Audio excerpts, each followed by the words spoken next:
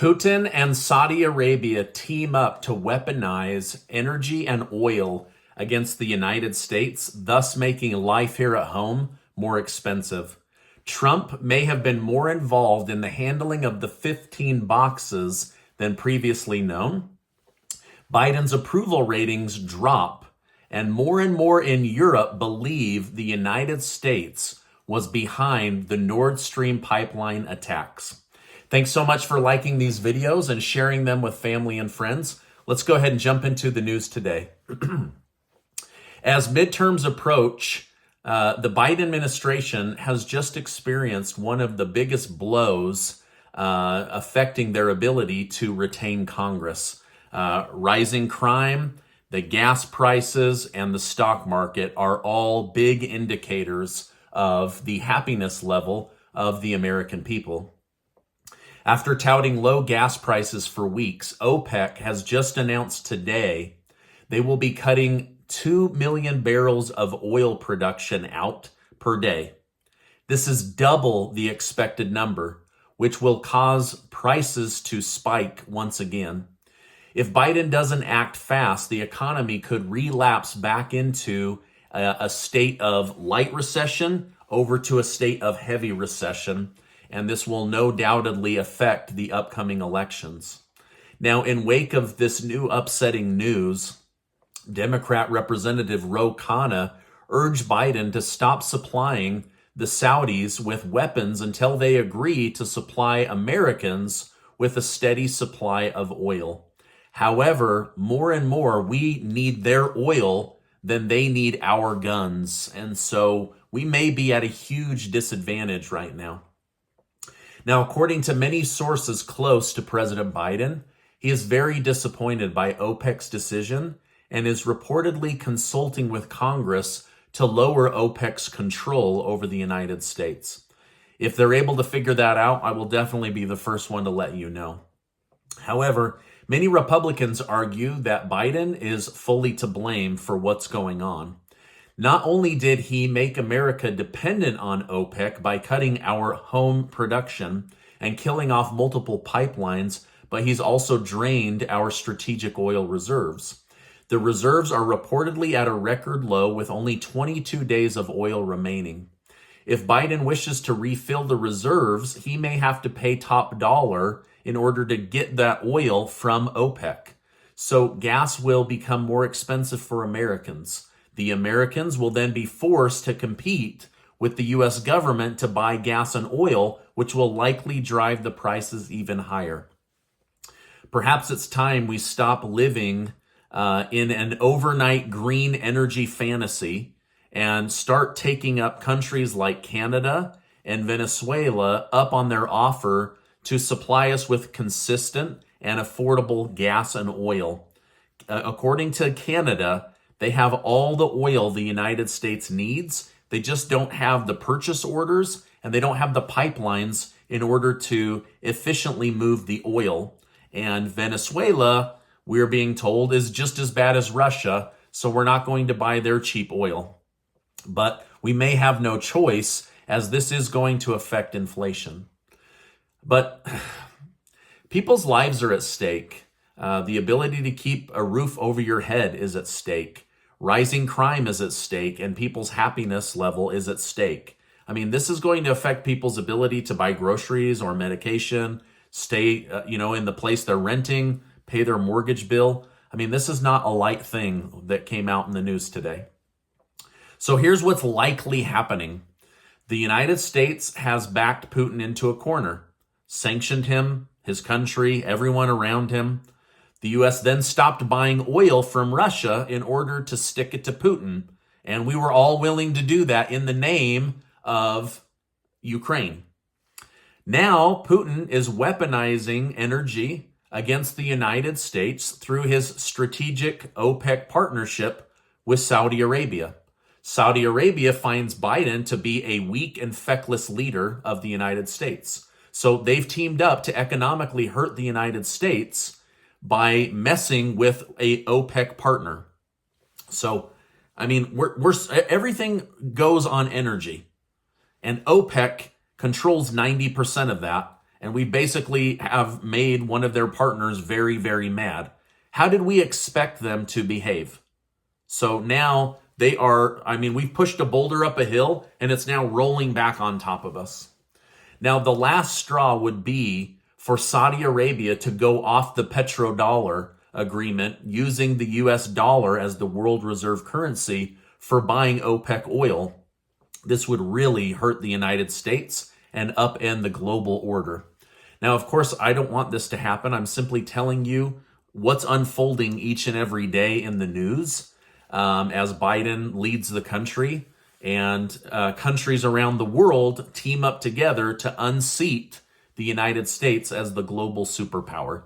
So right now, they're having a major effect on all of us and especially on our wallets. Okay, now, on top of our new gas issue, home mortgage rates have now reached a 16-year high. Interest in new homes is dropping off steeply as 30-year fixed home rates hit 6.75%. This is more than double what it was at the beginning of this year. Federal Reserve Chairman Jerome Powell recently stated that he believes the housing market is currently going through a correction, which should eventually bring prices back down to affordable levels. Now, even if this is true, in the short term, it looks horrible, and Biden will likely be blamed if there is a housing market crash. So there's just a lot going on in the country right now. Now, I'm not personally old enough to have lived through the Jimmy Carter days or the harsh correction Ronald Reagan and his cabinet had to take the United States through. But from what I hear from family members, it was awful. Gas lines, stagflation, inflation, worries about hyperinflation, and mortgage rates at 20%. I really hope we're not heading back through the Jimmy Carter era once again. Now, Russian President Vladimir Putin has now signed documents into law that claim 4 regions of Ukraine as being under Russian Federation control. Russia claims a vote was held and that people of these regions wanted to become a part of Russia.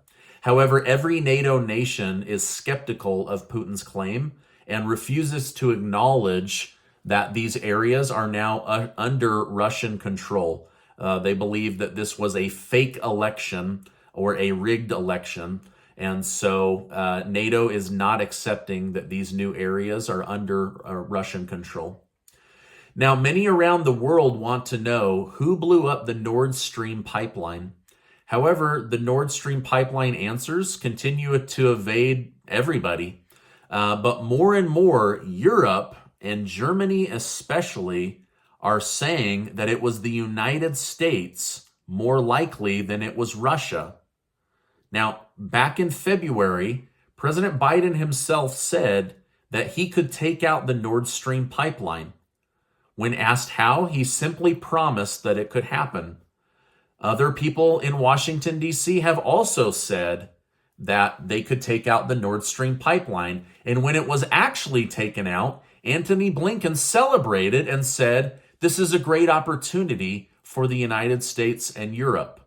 So I'm not saying that this was done by the United States, but we're the only country on the planet that has threatened to take out the Nord Stream pipeline, and now it's been taken out.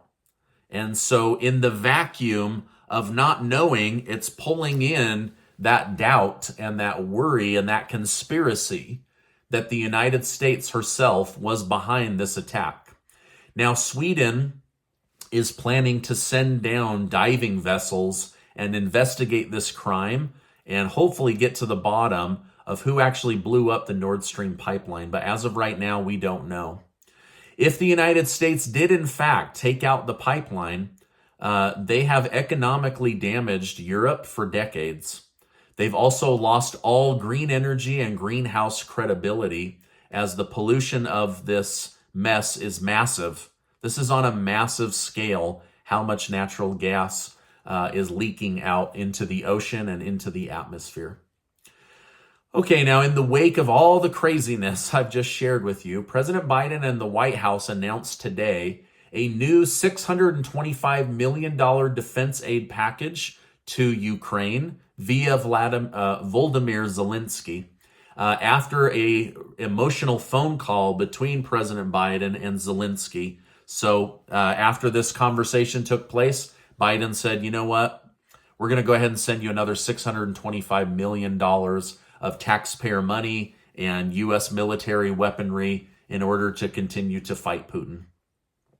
Now, according to the Daily Mail, President Biden's approval rating was climbing, but is now slipping fast and could reach all-time lows just before the midterm elections. Former President Donald Trump reportedly handled 15 boxes of classified documents himself, according to a news story from the Washington Post. If true, this new detail could tie Trump down, as it would be easier to prove that he knew the contents of each and every box that he was returning to the National Archive. Intent is a key factor in determining whether Trump could be prosecuted or not. And so if he was involved in the contents, then it will be really hard for his lawyers to say he had no knowledge, he had no intent, he didn't hold anything back. So from the Department of Justice perspective, this could be a huge game changer in this story. Now, Republicans say that they plan to hone in on crime as a major talking point before the election. Out of all issues, it appears they believe that stopping crime is something we can all get behind. Many Democrat-run cities right now are setting all-time records for violence and murder and crime. And so they're seeing this as a big opportunity to win support from voters by saying, we're going to come in with more police. We're going to refund the police, not defund the police, and bring in even more law enforcement to clean up the situation. All right, now regarding the IRS audits that we all know are coming, Senator Roger Marshall of Kansas is introducing two new bills to Congress. The first is a fail-safe if Republicans aren't able to defund the new 87,000 IRS agents. The bill seeks to compensate Americans making under $400,000 a year if they are audited by the IRS. This would break President Biden's promise that households under $400,000 a year won't pay more taxes and won't be audited more. And so this is a bill to put in writing that they will be protected. The second bill is to force the IRS to sell off their massive stockpile of ammunition. Senator Marshall asks, why do 87,000 new IRS agents need to be armed with guns in order to collect taxes? Why is the Biden administration so convinced Americans will become violent if they are audited by the IRS? Now, these two bills likely only pass if Republicans take back Congress. So Republicans' big push will be to reroute the budget assigned to hiring 87,000 new IRS agents and reroute that to the southern border or to protecting children in their school systems by having more police and more training. So they feel that this is a better use of money versus harassing and collecting additional taxes from those making under $400,000 a year. Lots going on today, right? Wow. All right. Now, this is my update for today. As I know more, I will definitely come on and share more with you. Make sure to get your name entered to be one of the winners of the $8,000 in prizes and cash that Casey and I are giving away, thanks to generous video sponsors. 40 people are going to win a cool new Freedom Lover hoodie and also get $100, and 4 of you are going to win $500. You can spend the money however you want. Now, before you go, I want to remind you that you are amazing. I appreciate you being in my community. Make sure to check out this video and be subscribed to the channel. I appreciate you, and I will see you on the next video.